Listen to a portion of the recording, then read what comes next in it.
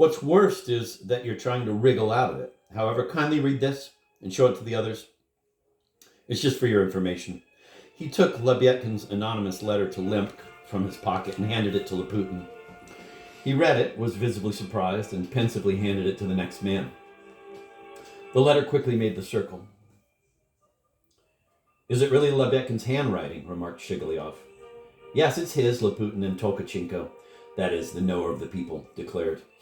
"It's just for your information, seeing that you've waxed so sentimental over Lebyadkin," Peter Stepanovich repeated, taking the letter back. "Thus, gentlemen, quite by chance, some Fedka rids us of a dangerous man. That is what chance can sometimes mean. Instructive, is it not?" The members exchanged quick glances. "And now, gentlemen, it comes my turn to ask questions," Peter Stepanovich assumed a dignified air. "Permit me to know why you were so good as to set fire to the town without permission?" "What's that? We set fire to the town? That's really shifting the blame," they exclaimed. "I realize that you got caught up in the game," Peter Stepanovich stubbornly continued. "But this is not just some little scandal with Yulia Mikhailovna. I've gathered you here, gentlemen, to explain to you the degree of danger you have so stupidly heaped on yourselves, and which threatens all too many things besides you. I beg your pardon, but we, on the contrary, intended presently to declare to you the degree of despotism and inequality with which such a serious and at the same time strange measure had been taken over the members' heads," the heretofore silent Virginsky declared, almost with indignation. "So you disclaim yourselves? Yet I insist that the burning was done by you, you alone, and no one else. Do not lie, gentlemen. I have precise information. By your self-will, you have even exposed the common cause to danger. You are merely one knot in an infinite network of knots, and you owe blind obedience to the center. And meanwhile, 3 of you incited the Shpigulin men to set the fire, not having the least instructions for that, and the fire has taken place. Which 3? Which 3 of us? The day before yesterday, between 3 and 4 in the morning, you, Tolkachenko, were inciting Fomka Zavialov in the Forget-Me-Not bar." "For pity's sake," the man jumped up. "I barely said a word, and that without any intention, but just so, because he got a whipping that morning, and I dropped it at once. I saw he was too drunk. If you hadn't reminded me, I'd never have remembered. It couldn't have caught fire from a word. You're like the man who is surprised that a tiny spark can blow a whole powder magazine sky high. I was talking in a whisper, and in a corner, into his ear. How could you have found out?" Tolkachenko suddenly realized. "I was sitting there under the table. Don't worry, gentlemen, I know all your steps. You're smiling craftily, Mr. Laputin? Yet I know, for example, that 3 days ago you pinched your wife all over at midnight in your bedroom as you were going to bed." Laputin gaped and went pale. Afterwards, it became known that he had learned of Laputin's exploit from Agafya, Laputin's maid, whom he had paid money to spy for him from the very beginning, as came to light only later. "May I state a fact?" Shigalov suddenly rose. "State it." Shigalov sat down and braced himself. "So far as I have understood, and one could hardly not understand you yourself at the beginning and then a second time, rather eloquently, albeit too theoretically, developed a picture of Russia covered with an infinite network of knots. For its own part, each of the active groups, while proselytizing and spreading its side branchings to infinity, has as its task, by a systematic denunciatory propaganda, ceaselessly to undermine the importance of the local powers, to produce bewilderment in communities, to engender cynicism and scandal, complete disbelief in anything whatsoever, a yearning for the better, and finally, acting by means of fires as the popular means par excellence, to plunge the country at the prescribed moment, if need be, even into despair. Are these your words which I have tried to recall verbatim? Is this your program of action conveyed by you as a representative of the central, but hitherto completely unknown and to us almost fantastic, committee? Correct, only you're dragging it out a lot. Everyone has the right to his own word, allowing us to guess that there are now up to several hundred knots of the general net already covering Russia, and developing the suggestion that if each man does his work successfully, then the whole of Russia by the given time at the signal, devil take it, there's enough to do without you, Peter Stepanovich turned in his armchair. If you prefer, I'll shorten it and end simply with a question. We have already seen the scandals, seen the discontent of the populations, been present and taken part in the fall of a local administration, and finally, with our own eyes, we have seen a fire. What then are you displeased with? Isn't this your program? What can you accuse us of? Of self-will, Peter Stepanovich shouted furiously. While I am here, you dare not act without my permission. Enough. The denunciation is prepared, and perhaps tomorrow, or this very night, you'll all be seized. There you have it. The information is true. This time everyone gaped.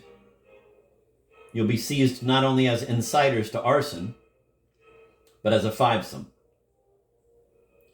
The informer knows the whole secret of the network. There's your mischief-making. Stavrogin, for sure, cried Laputin. How? Why Stavrogin? Peter Stepanovich suddenly seemed to stop short. The devil, he recollected himself at once. It's Shatov. You all seem to know by now that in his time Shatov belonged to the cause. I must disclose that in keeping watch on him through persons he does not suspect, I have found out to my surprise that for him neither the organization of the network nor, in a word, nothing is secret. To save himself from being accused of former participation, he will denounce everyone. So far he has still hesitated, and I've been sparing him. Now, you've unbound him with this fire. He's shaken and no longer hesitant. By tomorrow we'll be arrested as incendiaries and political criminals. Is it true? How does Shatov know? The agitation was indescribable. It's all perfectly true. I have no right to declare my ways to you or how I discovered it, but here's what I can do for you meanwhile. There's one person through whom I can influence Shatov so that he, without suspecting, will hold back his denunciation. But for no longer than a day, more than a day I can't do. So you may consider yourselves safe until the morning of the day after tomorrow. Everyone was silent. Send him to the devil, finally, Tolkachenko shouted first. Should have been done long ago, Lyamshin put in spitefully, banging his fist on the table. But how to do it, Laputin muttered. Peter Stepanovich immediately picked up the question and explained his plan. It consisted in luring Shatov for the handing over the secret press in his possession to the solitary place where it was buried the next day at nightfall and, quote, taking care of it there, end of quote. He went into much necessary detail, which we omit here, and thoroughly clarified those ambiguous present relations between Shatov and the Central Society of which the reader already knows. I'm going to read from the McAndrew translation what Tolkachenko says. So let's get rid of him to hell, Tolkachenko was the first to say. We ought to have done it long ago, Lyamshin chimed in, viciously banging the table with his fist.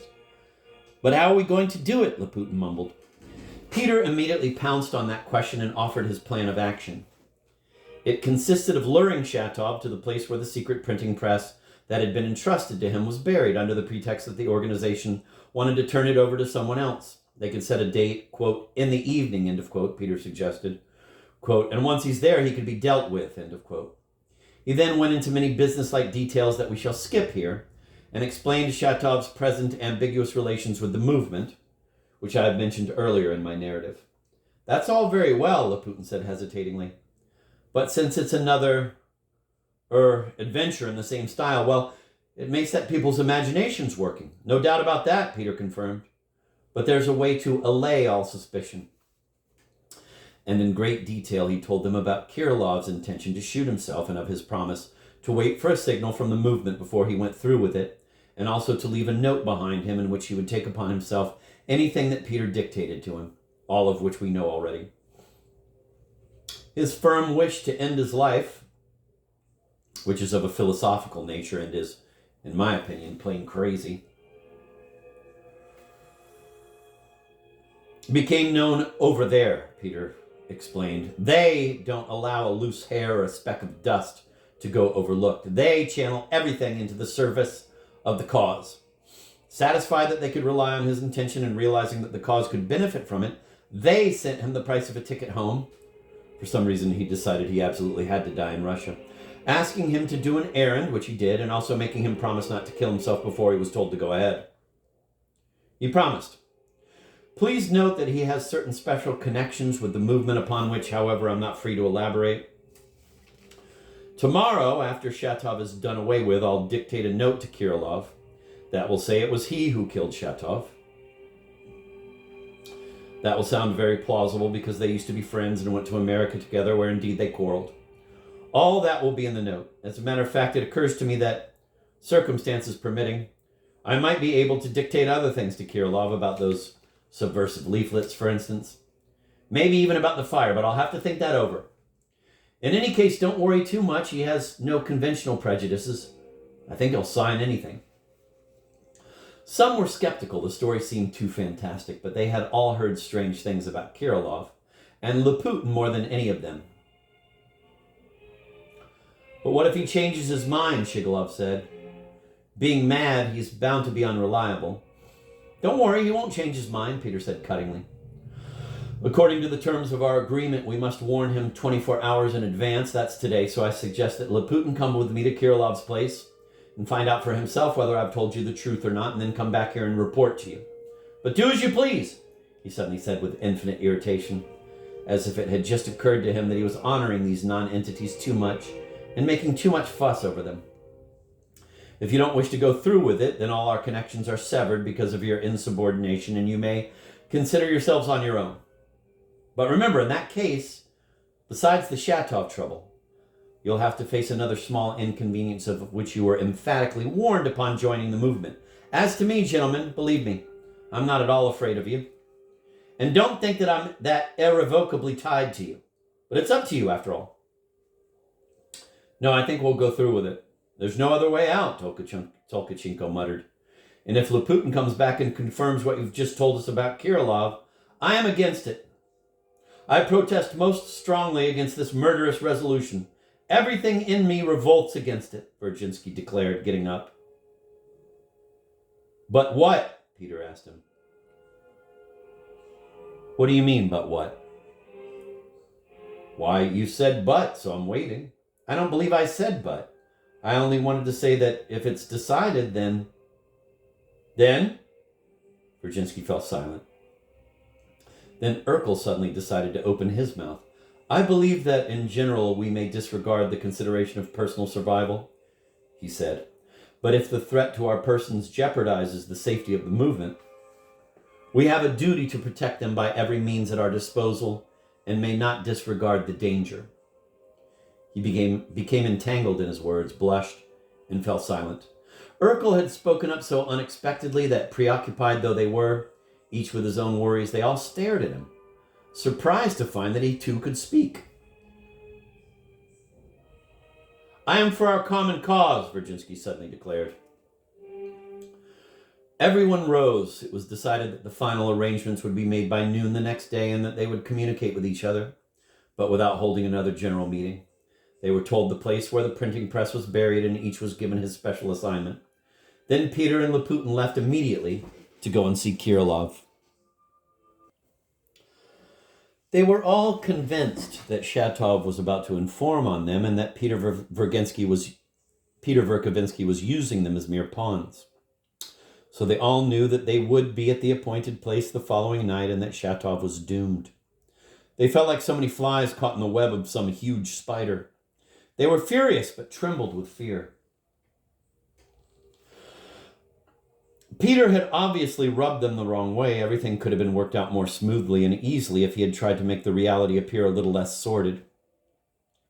Instead of presenting what they had to do as a noble duty and themselves as some group of ancient Romans struggling for freedom, he played directly on their animal fear, on the threat that was hanging over their hides, which was, after all, a very ungracious thing to do. Of course, the struggle for existence comes into every aspect of life and, as everyone knows, is its only guiding force, and so on. Nevertheless,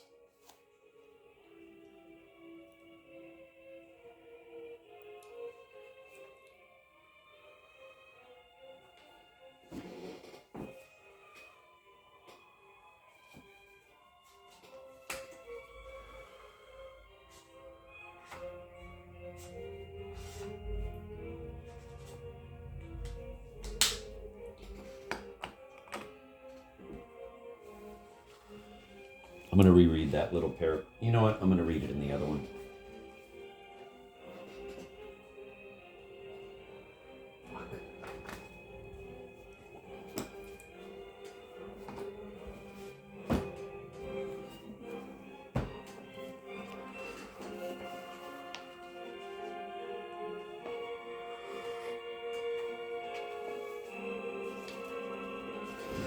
That Shatov would denounce them, our people all believed, but that Peter Stepanovich was playing with them like pawns, they likewise believed. And what's more, they all knew that they would still come in compliment to the spot the next day and that Shatov's fate was sealed. They felt they had suddenly been caught like flies in the web of a huge spider. They were angry but quaking with fear. Peter Stepanovich was unquestionably guilty before them. It all could have been handled with much greater accord and ease if he had only cared to brighten the reality at least a little, instead of presenting the fact in a decent light as something Roman and civic or the like. He had held up only crude fear and the threat to their own skins, which was simply impolite. Of course, there is the struggle for existence in everything, and there is no other principle, everybody knows that, but still. I haven't looked at the David Magarshak translation in a while, but I'm going to have to do it too. Laputin and Peter at once set off to see Kirilov. All of them believed that Shatov was going to inform the police, but they also believed that Peter Verkovensky was playing with them like pawns. And yet they also knew that they would all be at the appointed place next day in spite of everything, and that Shatov's fate was sealed. They suddenly felt like flies caught in the web of a huge spider. They were furious, but they shook with fear. So remember, McAndrew was trembled with fear. Pavel Velikonsky was quaked with fear. And now they shook with fear. Peter had undoubtedly behaved unfairly to them. Everything could have been arranged far more harmoniously and easily if he had cared to make the facts look a little more pleasant. Instead of presenting the facts in a more becoming light and putting them on the same footing as citizens of ancient Rome, or something of the sort, he merely appealed to their animal fears and emphasized the danger to their own skins, which was simply not nice. No doubt everything had to be considered from the point of view of the struggle for existence, and there was no other principle. They all knew that, but all the same. But Peter had no time to bring up the Romans. He was dumbfounded. Stavrogin's flight shocked and crushed him. He had lied when he said that Stavrogin had seen the vice-governor. The trouble was that he had gone off without seeing anyone, even his mother, and it really was strange that he had not even been questioned by the police.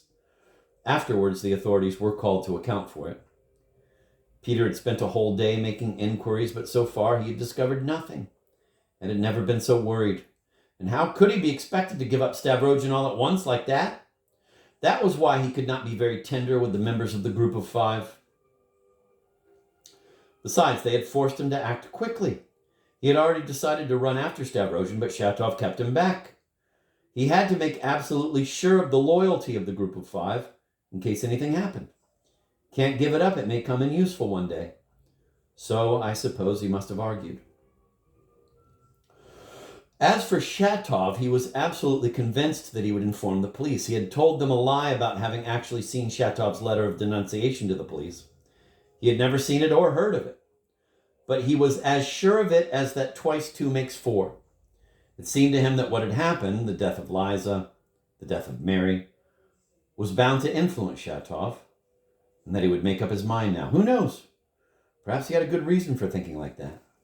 It is also known that he hated Shatov personally. They had had some quarrel, and Peter never forgave an insult. Indeed, I am convinced that that was his main reason.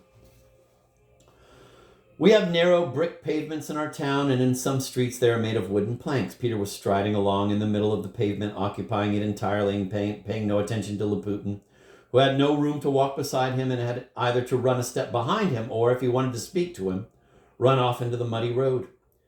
Peter suddenly recalled that he, too, had had to splash through the mud the other day to keep pace with Stavrogin, who had walked, as he was doing now, in the middle of the pavement, occupying the whole of it.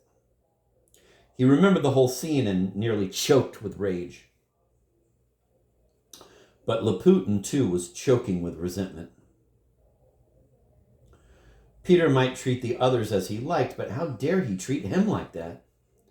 Didn't he know more than all the rest? Wasn't he in closer touch with the affairs of the organization? More intimately connected with it and continuously active on its behalf, though perhaps only indirectly? Oh, he knew that even now Peter Verkovensky could ruin him if matters came to a head. But he had long hated Peter, not because he was afraid of him, but because he had treated him with such utter contempt. Now that he had to make up his mind to do such a thing, he was more furious than all the rest put together. Alas, he knew that, like a slave, he would be the first next day at the appointed place, and that he would bring the rest with him. And if he could have killed Peter before tomorrow, without in some way implicating himself, he would most certainly have killed him. Brooding over his sensations, he kept silent and hurried along after his tormentor. Peter seemed to have forgotten about him. Only from time to time he pushed him aside rudely and carelessly with his elbow. Suddenly Peter stopped in one of our principal streets and went into a restaurant. "Where on earth are you going?" Laputin cried, boiling over with rage. "This is a restaurant.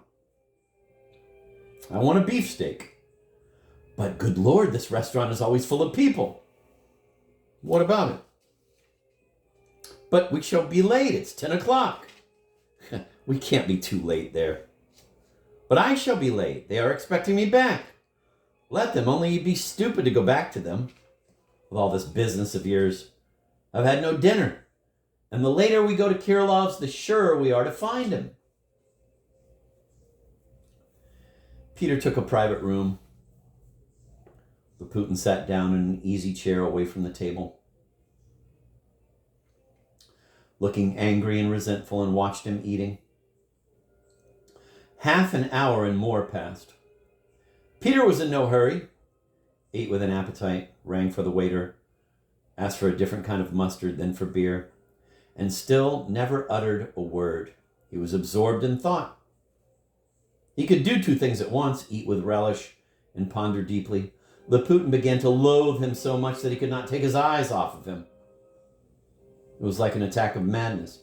He counted every morsel of beefsteak Peter put into his mouth.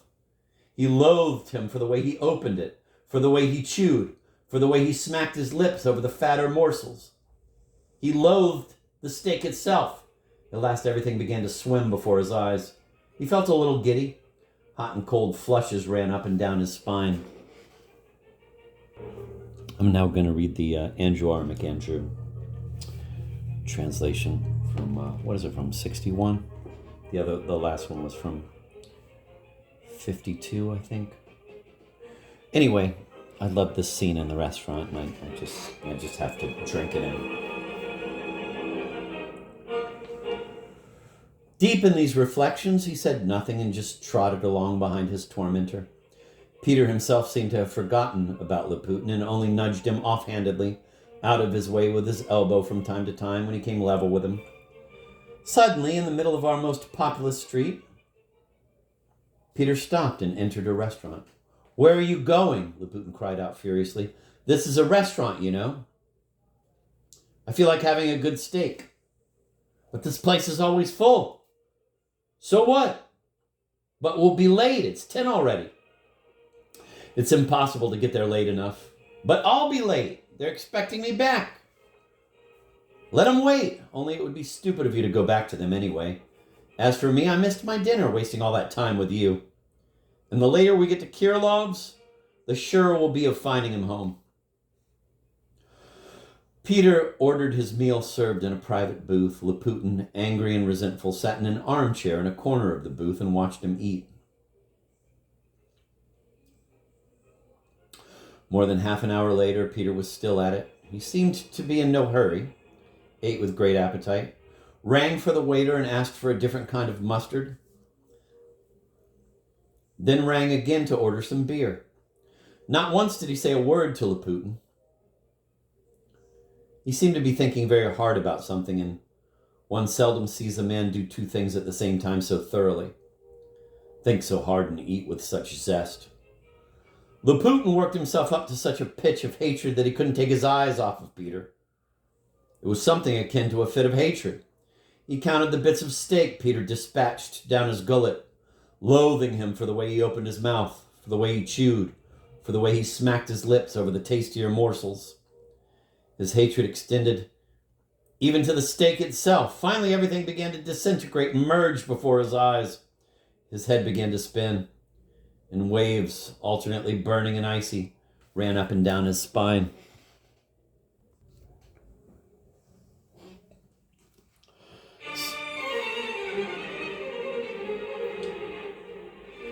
Since you're not doing anything, read that, Peter said, suddenly tossing a folded sheet of paper toward him. Laputin took it and drew nearer to a candle. The sheet was covered with small, ugly handwriting, with corrections on practically every line. By the time Laputin had deciphered it, Peter had already settled the check and was leaving. Back on the sidewalk, Laputin handed him back the sheet. Keep it. I'll talk to you about it later. No, on second thought, tell me what you think of it. Tell me what you think of it now. Laputin shuddered. In my opinion, a proclamation of that sort is simply ridiculous and absurd. His fury had broken through, and he felt as though hands had picked him up and he was being carried ahead. If we distribute such literature, he said, his voice shaken by his violent trembling, the stupidity of it and its lack of grasp of the problems facing us will only make people despise us. I see. I happen to think differently, though, Peter said, setting out resolutely ahead. And I say you're wrong. Did you compose that yourself? That's none of your business. And I also think that pathetic little verse called A Noble Heart is as trashy a piece as one could write. It could never have been written by Herzen. You don't know what you're talking about. It's a very good poem. What surprises me, too, Laputin went on elatedly, his spirit still flying high, is that we should be told to act in a way that is certain to bring about total collapse. It would make sense in Europe to wish for the existing order to collapse, because they have a proletariat there ready to take over. But in this country, we are nothing but rank amateurs, and it looks to me as if what we're doing here is just a lot of make-believe. But I thought you were a follower of Fourier. Fourier doesn't say that. Not at all, I assure you. I know, it's nonsense. No, Fourier doesn't talk nonsense. I hope you'll excuse me, but I really can't believe that there is going to be a revolution next May. Laputin was so hot he had to unbutton his coat. All right, enough of that now, Peter said with frightening detachment. You'll have to set the type and print this leaflet. You'll have to do it by yourself. When Shatov's printing press is dug up, you'll take it over. You'll produce as many copies of this leaflet as possible in the minimum time, and then throughout the winter, you'll see to their distribution. We'll advise you in time how to go about it. You must produce as many leaflets as possible because you'll be asked for them from other places.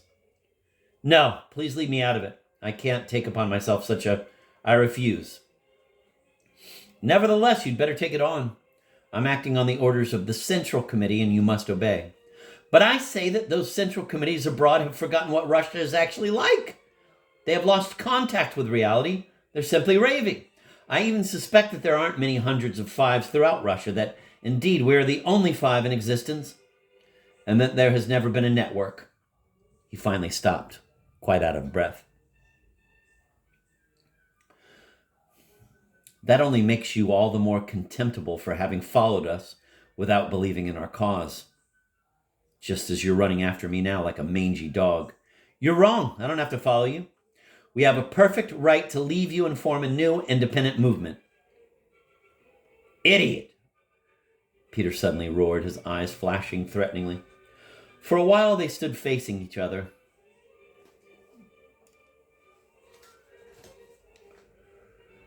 Then Peter turned away and walked on in the same direction as before. The thought flashed through Laputin's head. Shall I turn around?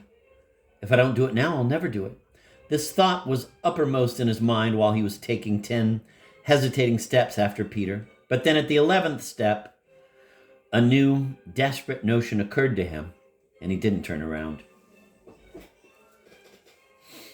They came in sight of Filipov's house, but before reaching it, they turned into a hardly visible path along the fence and for some time picked their way along the edge of a deep ditch, holding on to the fence so as not to slip into it. In the darkest spot, Peter stopped, removed a board from the old fence, and crawled through the opening. Laputin was rather surprised, but followed him. Then they replaced the board. This was the secret passage which Fedka had used to go to Kirilov's place. Shatov mustn't know we're here, Peter whispered sternly. As always at that hour, Kirilov was sitting on his leather couch drinking tea. He didn't get up when they came in, but stiffened visibly and gave them a worried look. You've guessed it, Peter said. That's just what I've come about. Tonight? No, tomorrow, around this time. He sat down rather hurriedly at the table, looking closely into Kirilov's worried face. But Kirilov quickly recovered and again looked his usual self. These people still refuse to believe you'll do it. I hope you don't mind my bringing Laputin along. Today I don't mind, but tomorrow I want to be alone. But you mustn't do it before I arrive, so you'll have to do it in my presence.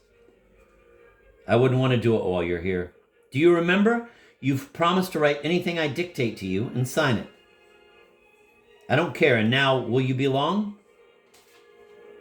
I must see someone in half an hour, so I'll have to spend that half hour here. Kirilov said nothing. Laputin sat down at a distance from the table, near the portrait of the Archbishop. The desperate idea that had flashed through his head earlier was taking possession of him more and more. Kirilov seemed hardly aware of his presence. Laputin knew Kirilov's theory and had always laughed at it. But now he said nothing and looked sullenly around him. Going back to the Paveer Velikonsky. And makes no difference to me. Will you stay long now? I must see a certain person. And I have half an hour till then, so whether you want it or not, I'll stay for that half hour. Kirilov said nothing. Laputin, meanwhile, placed himself to one side under the portrait of a bishop. It was weird that the other one said of the Archbishop, like as if we should have remembered that portrait, and I feel bad that I don't remember it. And now I'm going to look into this one. Magarshak, see what he says about the portrait of the Archbishop.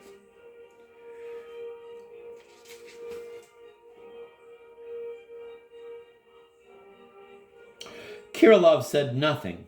Meanwhile, Laputin found a seat near the portrait of the bishop. The desperate idea that had occurred to him a few moments before took more and more possession of him.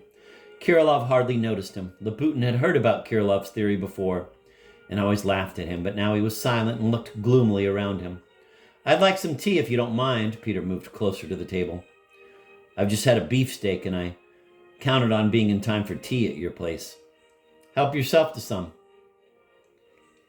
You used to offer it to me yourself before, Peter remarked sourly. Makes no difference. Laputin can have some too. No thanks, I can't. You can't or don't want to? Which is it? Peter asked, turning to him. I'm not going to drink tea here, Laputin said emphatically. Peter frowned. Smells of mysticism. I'm damned if I can make out what sort of people you all are. No one answered. They were silent for a whole minute.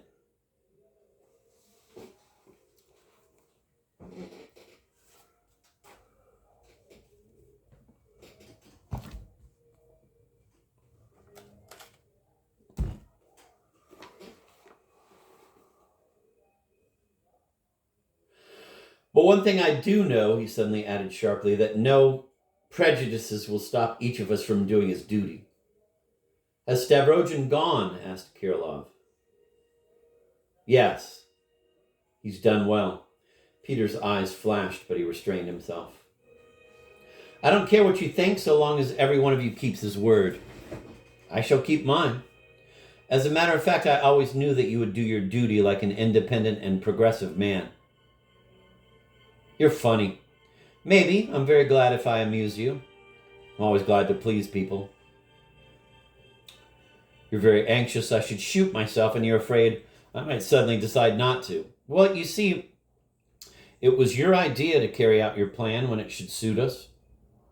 Counting on your plan, we've already done something so that you couldn't possibly refuse now because otherwise you would let us down. You've no claim whatever. I understand you're free to do as you like and we can't force you, but all we want is that you should carry out what you'd finally decided to do. And will I have to take upon myself all the disgusting things you've done? Look here, Kirilov. You're not afraid, are you? If you want to go back on your promise, you'd better say so at once. I'm not afraid. I'm merely saying this because you're asking too many questions. Are you going soon? Another question? Kirilov looked at him with contempt. You see, Peter went on, getting angrier and angrier, feeling more and more worried and unable to find the right tone.